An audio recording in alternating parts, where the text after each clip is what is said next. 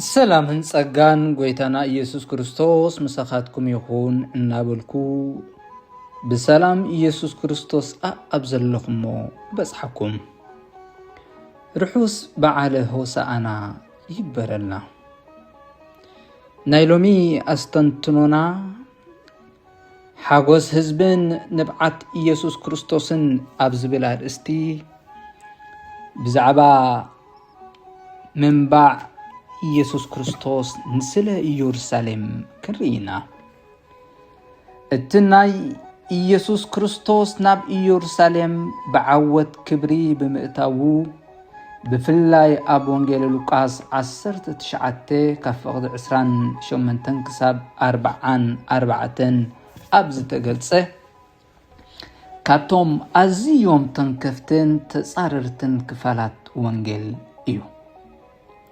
በሓደ ገጽ ሓጎስ ደቂ ሰባት ብኻልእ ገጽ ድማ ኢየሱስ መለኮታዊ ራእይ ክርኢ ነስተብል መስፍን ሰላም ኣብ ገልገል ኣድጊ ተወጥሐ ኣብቲ ግዜቲ ነገስታትን ተዓወትን ናብተን ዝተሳዕራ ከተማታት ብኣፍራስ ኩናት እዮም ዝኣትዉ ነይሮም። እዚ ድማ ምልክት ሓይሊ ግዝኣትን ምፍሳስ ደምን እዩ ነይሩ። ኢየሱስ ግን ኣድጊ መሪጹ። እዚኣ መጓዓዝያ ትሑታትን ድኻታትን ኣድጊ ምልክት ትሕትናን ሰላምን እያ። ትንቢት ዘካርያስ 9:9 ኣትጓል ጽዮን ኣዚኽ ተሓጐሲ ኣትጓል ኢየሩሳሌም ዕልል በሊ እነሆ ንጉስኪ ንሱ ጻድቕ መድሓንን ትሑትን እዩ ኣብ ኣድጊ ኣብ ኣጻብዕ ኣድጊ ተወጢሑ ናባኺ ይመጽእ ኣሎ ይብል። ብሓይሊ ክገዝእ ዘይኮነስ ብፍቕሪ ክቐርብ መጺኡ። ንግስነቱ ንግስነት ትሕትናን ሰላምን እዩ። ነገስታት ወኻዕታ ድምፂ መለኸት ብረባሺ ድምፂ ነተኣ ዝወረርዋ ከተማ ወይ ዓዲ ከኣትዋ ከለዉ ኢየሱስ ግና ብሰላምን ትሕትናን ክብርን ንሕልና ብዘይርብሽ መንፈስካ ብዝረጋግእ ድምፂ ሰላምን ሓጎስን ከኣቱ ንዕዘብን ንምልከትን። ምፍልላይ ንጹህ ሓጎስ እቲ ህዝቢ ኣብ ዓብይ መንፈሳዊ ሓጎስ እዩ ነይሩ። ሰባት ክዳውንቶም ኣውፂኦም ኣብ መሬት ብምጽፍጻፍ መንገዲ ንንጉስ ኣዳልዮም ምልክት ዓወት ዝኾነ ጨንፈር ስየ ቆሪጾም እዚ ህዝቢ ንጹህ ሓጎስ መሊኡ ሆሳዕና ኣድሕነና እናበለ ይጭድር ነበረ። በቲ ሓደ ሸነኽ እቲ ዝበኪ ንጉስ ኣብ ወንጌል ሉቃስ 19:41 ኣብዚ እቲ ስነ መለኮት ብሓይሊ ሕልና ዝወቅዕ ኣብ ማእከል እዚ ኩሉ ዕልልታን ሓጎስን እታ ብምሉኣ ክትጣቕዕ ከላ ትርአ ዝነበረት ከተማ ዝሕጎሱ ህዝቢ ኢየሱስ ብንብዓት ሓዘነ። ናብኣ ምስ ቀረበ ነታ ከተማ ርእዩ በኸየላ ከምዝ እናበለ ነቲ ንሰላምኪ ዝኸውንሲ በዛ መዓልቲ እዚኣ እኳ እንተ ዘይፈለጥክዮ ነርኪ ሕጂ ግና ካብ ይዕንትኺ ተሰዊሩሎ እናበለ ኣብ ወንጌል ሉቃስ 19:41-42 ይዛረብ። ስለምንታይ በኸየ? ምኽንያቱ ኢየሱስ ነቲ ብሰባት ዘይርአ ነገር ይርኢ ነይሩ። እዚ ሓጎስ ግዝያዊ ምዃኑ ይፈልጥ ነይሩ። እዚ ሎሚ ዝጭድር ዘሎ ህዝቢ ድሕሪ ቁሩብ መዓልትታት ስቐሎ ንየውበሎ ኢሉ ክሕዶ ምዃኑ ይፈልጥ ነይሩ። እቲ ናይ ሓቂ ሰላም ነጺጉ ብመንፈሳዊ ዕውረት ናብ ጥፍኣቱ ንዝጎይ ዘሎ ህዝቢ ርእዩ ይበኪ ነይሩ። ቴክኖሎጂካዊ ኩሉ ምፍላጥ ደቂ ሰባት ንትሕትና ናይታ ኣድጊ ብትዕቢት ቴክኖሎጂ ተኪኦሞ ኣለዉ ብሰንኪ ስክሪናትና ኣብ ዓለም ዝኾኑ ዘሎ ኩሉ ንፈልጥ ኢና ብዝብል ትዕቢታዊ ስነ ሓሳብ ንሳቐ ኣለና እዚ ምብዛሕ ሓበሬታ ከም ኣማልኽቲ ኩሉ ንፈልጥን ንርድእን ከም ዘሎና የምስለና ግና ኸዚ ምትእስሳር ጥራይ ዝርአ ፈንጠዝያ እዩ ህዝቢ ኢየሩሳሌም ንኢየሱስ ንምቕባል ኣብ ንዋታዊ ነገራቶም ክፍለዩ ከለዉ ዘበናዊ ሰብ ግን ካብ መሳርሒታቱ ኣይተፈለየን እቲ ዘገርም ንሕና ከምዚ ናይ ሎሚ ምስ ዓለም ተኣሳሲርና ኣይንፈልጥን ህይወትና ድማ ከም ናይ ሎሚ ባዶ ኮይኑ ኣይፈልጥን ኣብ ትሕቲ ሙሉእ ዝመስል ዲጂታላዊ መንነትና ናይ ሓቂ ህይወት መብዛሕትኡ ግዜ ጽንኩር ዝሑል ትርጉም ዘይብሉን ብጽምዋ ዝተዋሕጠን እዩ ናይ ምቕባል ዓቕሚ ስኢንካ ምህላውን ግዝኣት ጽልእን ህዝቢ ሆሳእና ከመይ ገይሩ ከም ዝቕበል ይፈልጥ ነይሩ ዘመናዊ ዓለም ግን ልቡ ዓጽዩ እምነት ሓዲጉ ነቲ ብውልቁ ጥርጣሬን ክንመልኦ ዝፈተናዮ ባዶነት ፈጢሩ ይርከብ ውሽጣዊ ሰላም ምስኣንን ናብ ጭካኔ ምውራድን መስፍን ሰላም ዝኾነ ክርስቶስ ካብ ልብናን ሕብረተሰብናን ምስ ተኣለየ ሰብ ነቲ መለኮታዊ ባህርያቱ ሲኢኑ ናብ እንስሳዊ ባህሪ ይወርድ ሰባት ንሓድሕዶም ከም ኣሕዋት ዘይኮነስ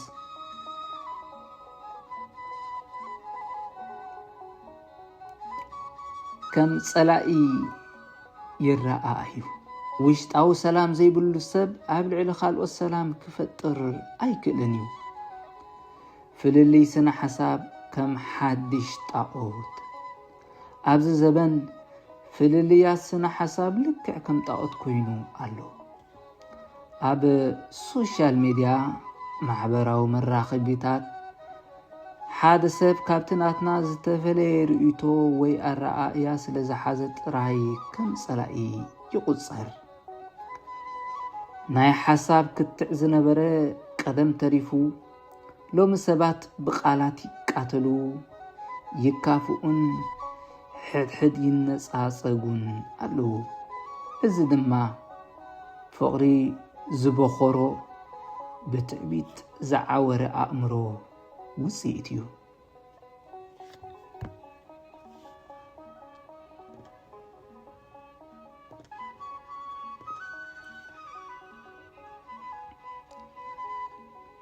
ካብ ጽልኢ ማሕበራዊ መራኸቢታት ናብ ጭካኔ ቅትለት እዚ ኣብ ስክሪናት ዝጅምር ጽልኢ ኣብኡ ጥራይ ኣይተሓፀረን ናብ ጎደናታትና ናብ ገዛውትና ኣብ መንጎ ሃገራትን ጎረባብትን ሰጊሩ ኣሎ ሰብ ንሰብ ጭካኔ ክቃተል ንርእዮ ነቲ ዝለዓለ ጥርዚ ናይ ዝውጥቀት ንዕዘብ ሰብ እቲ ካልእ ሰብ ብመልክዕን ምስልን ኣምላኽ ከም ዝተፈጠረ ምእማን ክገድፍ ከሎ ህይወት ሰብ ክቡር ምዃኑ ይርስዕ በዚ ድማ ቅትለትን ጭካንን ሰብ ንልቡ ይወስድ መግለፂ ንብዓት ክርስቶስ ኣብ ልዕሊ ዝኩሉ ኩነታት ህይወትና ኢየሱስ ኣብ በዓለ ሆሳዕና ኣብ ዝበኸየሉ ዓበይቲ ምኽንያታት ሓደ እዚ ነይሩ ደቂ ሰባት ብዘይ ፍቕርን ምሕረትን ክሳብ ክንደይ ጨካናት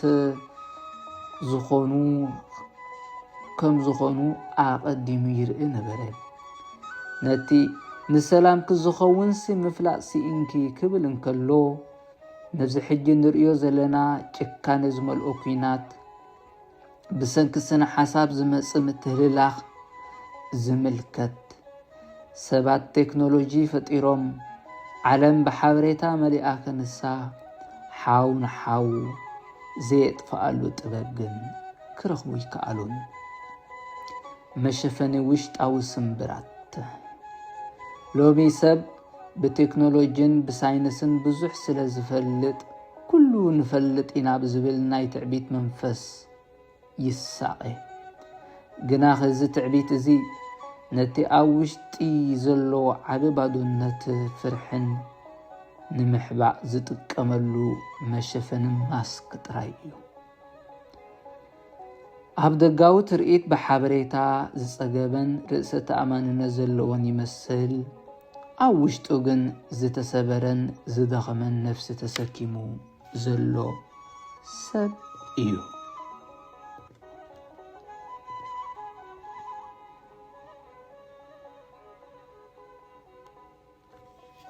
ፍልጠት ኣእምሮ ኣንጻር ጥበብ ልቢ ዘበናዊ ሰብ ብኢንተርነት ዝኾነ ሓበሬታ ኣብ ቅጽበት ክረክብ ይኽእል እዩ። ኮይኑ ግን ከመይ ጌርካ ተፍቅር ወይ ከመይ ጌርካ ይቕረ ትብል ዝብሉ ሕቶታት ብጉግል ወይ ብቴክኖሎጂ ዝኣመሰሉ ዝምሰሉ ዝምለሱ ኣይኮኑን። እዚኣቶም ትሕትናን መለኮታዊ ጸጋታቱን ዝሓቱ ጥበብ ልቢ እዮም። ኣእምሮና ብሓበሬታ እናማዕበለ ክኸይድ እንከሎ ልብና ግን ብፍቕሪ እናለመሰ መጺኡ ኣሎ።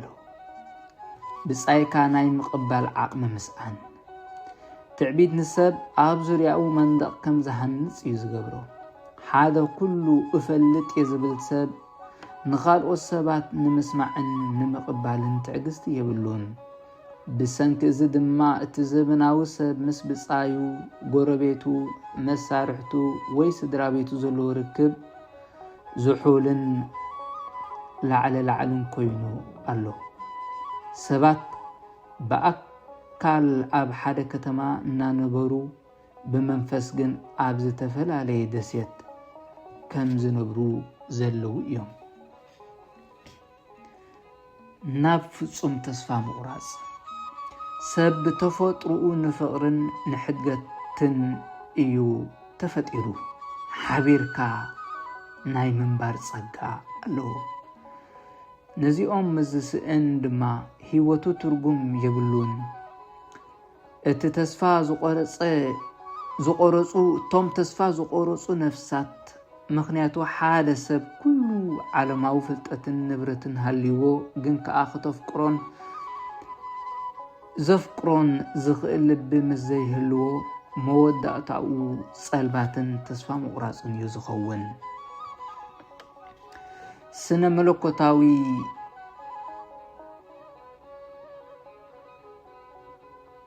ሓይልን ህጹጽነት መንፈሳዊ ትንሳኤን ዛንታ ሆሳዕና ናይ ሕሉፍ ታሪኽ ጥራይ ኣይኮነን፣ ንግዜና ዝኸውን ብርቱዕ መጠንቀቕታ እውን እዩ። ናይ ሓሶት መሕወይቲ ጣዖታት ዘመናዊ ዓለም ዘመናዊ ሰብ ንኣምላኽ ኣብ ህይወቱ ምስ ኣውፅአ ንዕኡ ዝትክኡ ሰለስተ ሓደስቲ ጣዖታት ፈጢሩሎ። ንሳቶም ሳይንስ፣ ስስዕ ንብረት ማቴርያሊዝም ከምኡውን ሓበሬታ እዮም። ሳይንስ ኩሉ ሕማምናን ጸገምናን ክፈትሕ እዩ ኢልና ኣሚንናዮ፣ ግን ንሞትን ንሓጢኣትን ክስዕር ኣይከኣለን።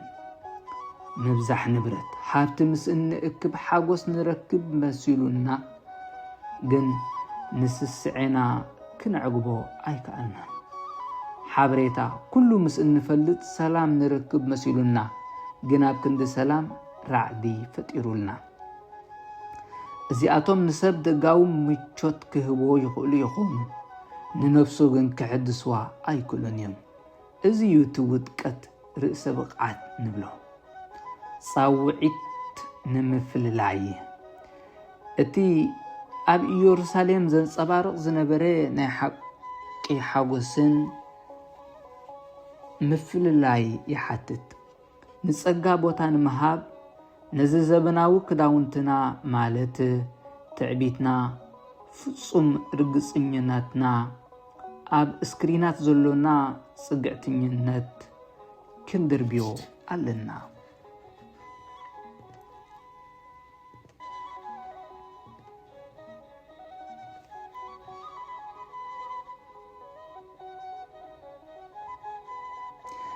እቲ ዝዓጸድናዮ ፍሬ ጭንቀትን ባዶነትን ሰብ ካብቲ ዝዘርኡ ዝዓጽድ ዓለምና ኣብ ታሪኽ ተራእዩ ዘይፈልጥ ደረጃ ሃብትን ቴክኖሎጂን ማዕቢላ ከነሳ ብተጻራሪ ድማ ብጭንቀትን ጽቕጠትን ጥርዚ በዚሓ ትርከብ።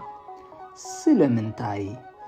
ምክንያቱ ሰብ ንስጋኡ ጥራይ ዝምግብ ዘበናዊ ነገራት እናኣከበ ንመንፈሱ ግን ብጥሜት ቀቲልዎ እዩ። ነፍሲ ሰብ ንእግዚአብሔር እያ ተፈጢራ ብዘይካብኡ ድማ ዝኾነ ምድራዊ ነገር ክትጸግብ ስለ ዘይትኽእል ውጽኢቱ ዘስካሕክሕ ባዶነት ይኸውን። ኣእምሮ ከም ቤት ማእሰርቲ።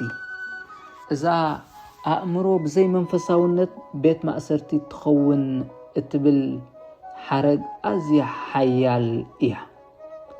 ኣእምሮ ሎጂክ ወይ ሪዝን በባህሪኡ ኩሉ ነገር ክምርምር ክግምት ክነቅፍን ይኽእል። ብናኺ ኣእምሮ ብዘይ እምነትን መንፈሳውነትን ዝኸውን ህይወት ትርጉም ዘይብላ ፍጻሜኣ ድማ ሞት ጥራይ ዝኾነት ትመስሎ። ሳይንስ ንሓንቲ ንብዓት ካብ ምንታይ ኬሚካል ከም ዝተሰርሐት ክነግረካ ይኽእል እዩ። እንተኾነ ግን ሓንቲ ኣደይ ስለምንታይ ምእንቲ ውሉዳ ከም እትበኪ ክገልጸልካ ኣይክእልን። ብኣእምሮ ሰብ ጥራይ ዝተሃንጸ ሰብ ኣብ ውሽጢ ናይ ባዕሉ ሓሳባት ተኣሲሩ ዝነብር እሱር እዩ ዝኸውን። እምነት ግን ነዚ ማእሰርቲ ሰይሩ ናብቲ ዝሰፍሐን መወዳእታ ዘይብሉ ተስፋን የውፃአና። ምስ ንብዓት ክርስቶስ እንታይ ምትእስሳር ኣለዎ? ኢየሱስ ክርስቶስ ኣብ ኢየሩሳሌም ከኣቱ ከሎ ህዝቢ ኢየሩሳሌም እውን ብሓይሊ ኣጽዋርን ብፖለቲካዊ ርእሰ ብቕዓትን ንሮማውያን ብምስጋብ ከድሕንዮም ዝደልይዎን ዝጽበይዎን ነይሮም። ኢየሱስ ግን ኣብ ልዕሊ ኣድጊ ተወጢሑ ንምምጻእ እቲ ናይ ሓቂ ድሕነትን ትሕትናን ኣብ ኣምላኽ ብምውካል ጥራይ ከም ዝመጽእ ኣርእይዎም። ሎሚ እውን ኢየሱስ ነዚ ብቴክኖሎጂ ዝዓሸወ ንገዛ ርእሱ ሓኪሙ ኸድሕን እናፈተነ ዝያዳ ዝሓምም ዘሎ ዘበናዊ ዓለም ርእዩ እዩ ዝበኪ። ፍታሕና ናብቲ ኩሉ እኽእል እየ ዝብል ትዕቢትና ዘይኮነስ ናብቲ ኣምላኽ የድልየኒ እዩ ዝብል ትሕትና ምምላስ ጥራይ እዩ። ንብዓት ኣምላኽ ከም መግለጺ ፍቕሪ፣ ንብዓት ኢየሱስ ናይ ፍርዲ ንብዓት ዘይኮነስ ናይ መወዳእታ ዘይብሉ ርሕራሕን ንብዓትን እዩ። ብውሽጥና እናፈረስና ኸነስና ኩሉ ንምቁጽጻር እንገብሮ ጻዕሪ ናይ ዘዘበን ጸገማት ርእዩ ይበኪ። ኢየሱስ ኣብዚ ብቴክኖሎጂ ዝተታሕዘ ግን